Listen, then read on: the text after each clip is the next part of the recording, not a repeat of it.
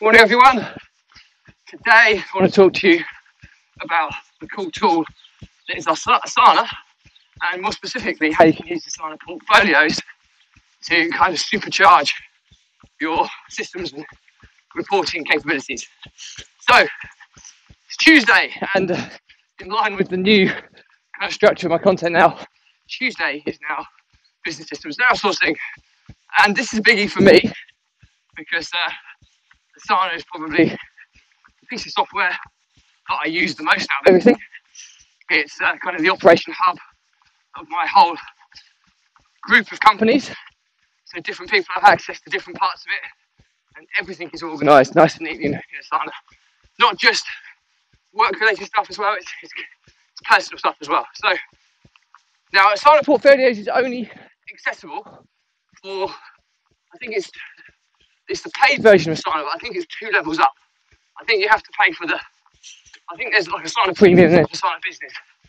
I think you need to pay for Asana Business to be able to access Asana Portfolios. I pay for the full shebang because I use so many of the functionality of Asana, and it's absolutely game changing. And so what Portfolios does, actually before I go into that, Asana is project management software, okay? So it's where you manage all your tasks, where you can communicate and keep task-specific communication all within one central place, and it's how you organise projects and project management side of things. So what is Portfolios? Well, Asana Portfolios is the capability to create a dashboard of multiple projects. So this is super useful if you've got lots of businesses or lots of projects you're working on.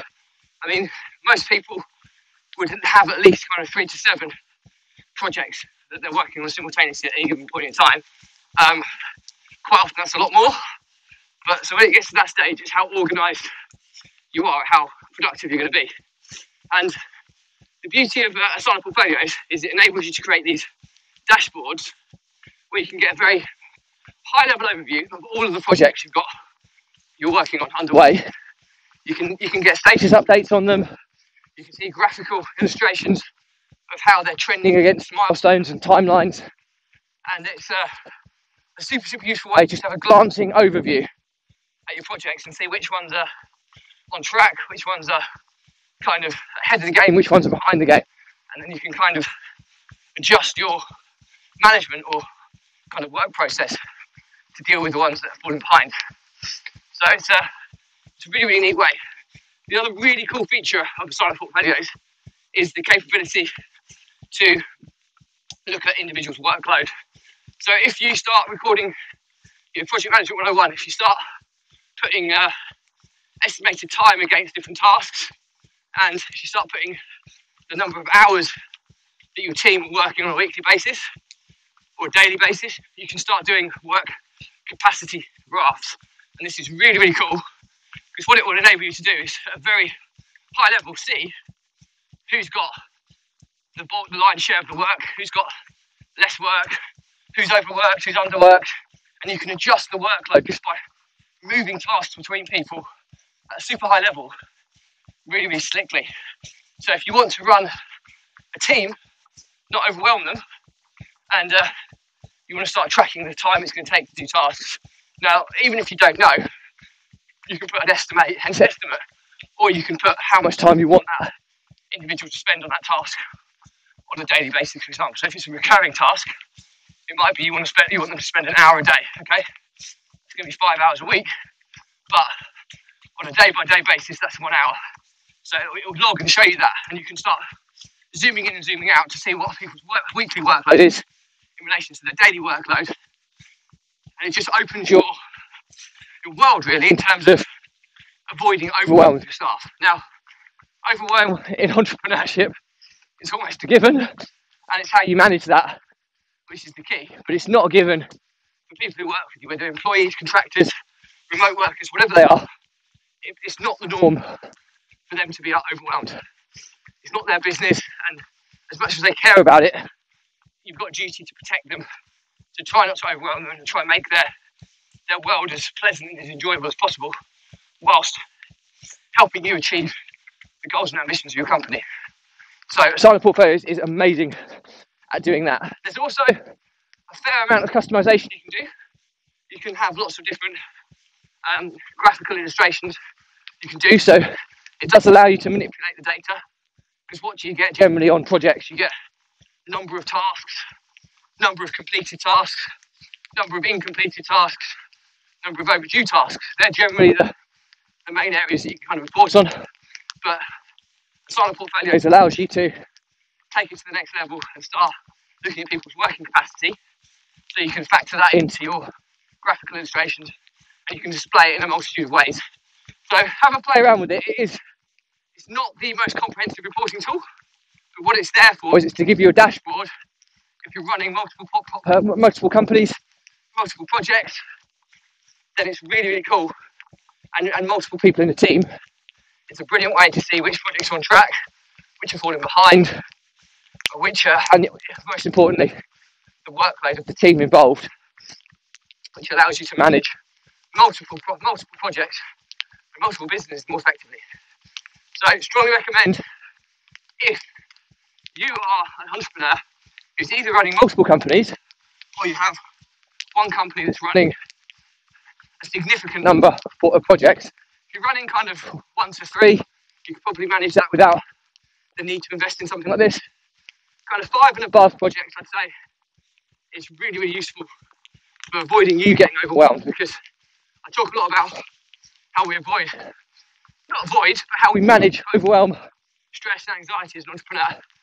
And one of the big contributors to overwhelm is not having any structure to your working life and having so much on your plate, not knowing where to start. Well, this in itself will give you a platform to just kind of look at the work, look at what's important, look at the stuff that's falling behind that you need to jump on and help. It will give you that kind of prioritization at kind of a low level out of the box. So it's thoroughly worth exploring for any of you that have got kind of 5 or more projects on the go at a given time. It will also help your project management as well. If you have a team and you feel that the challenges of managing a team and workload, again, super essential. You just need to tailor the way you use Asana to record how long people are working for, and also how long tasks are estimated to take, or how much time you want people to take on certain tasks. As soon as you input that data, you've got a whole workload sheet available to you that you can start managing your team's capacity. So really, really key. So I hope that helps. That's pretty much it on that topic today. I hope there's been some value there, and I hope it's something for you to consider. I don't use Asana Portfolios as much as I have in the past. I do still use it looking at workload in particular of my team. But the reason I don't is because I invest in another piece of software called Bridge24, which basically turns Asana into a really, really capable reporting tool. And okay, it's another paid piece of software, but whereas Asana Portfolios, you can only manipulate and pull out certain elements and data, whereas Bridge24, you can almost report on anything that Asana captures. So you can even report on stuff when tasks were created. You can report on certain comments or keywords. There's so much you can do with Bridge24. So it's not the most user-friendly platform, and I'll do a separate episode on Bridge24 on another day.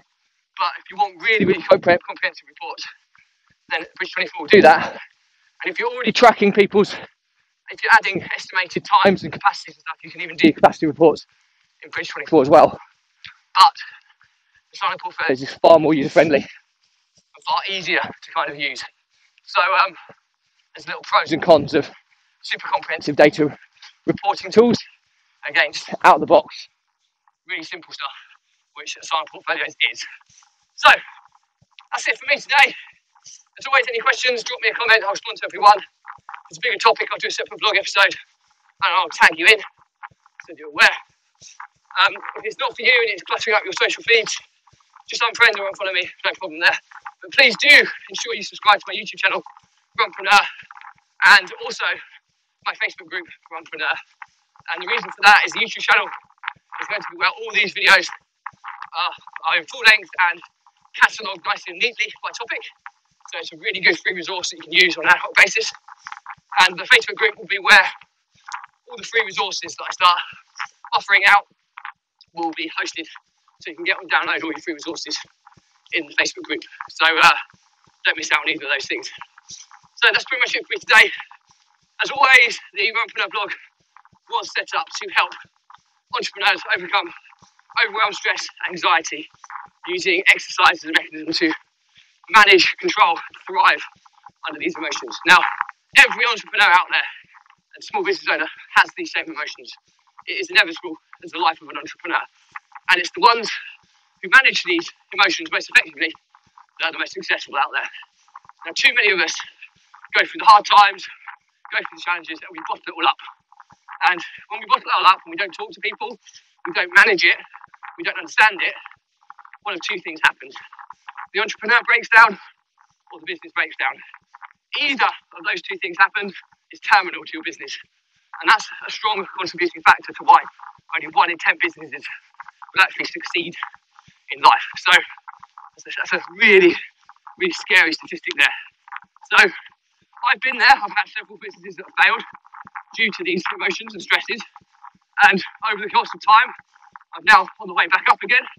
And I've managed to find a process, a mechanism for me that's running, which has enabled me to manage these emotions so effectively. And not just manage them, control them, but thrive under them, actually grow even bigger than I was previously. So I do have experience in this stuff. And if this blog can just help just one entrepreneur or save one business out there, then 1000% it's been 100%, it's been absolutely worthwhile. So my pledge to you is, if you are an entrepreneur who are going through these feelings and emotions, don't know where to turn, haven't got the money to pay for someone to help you, drop me a DM.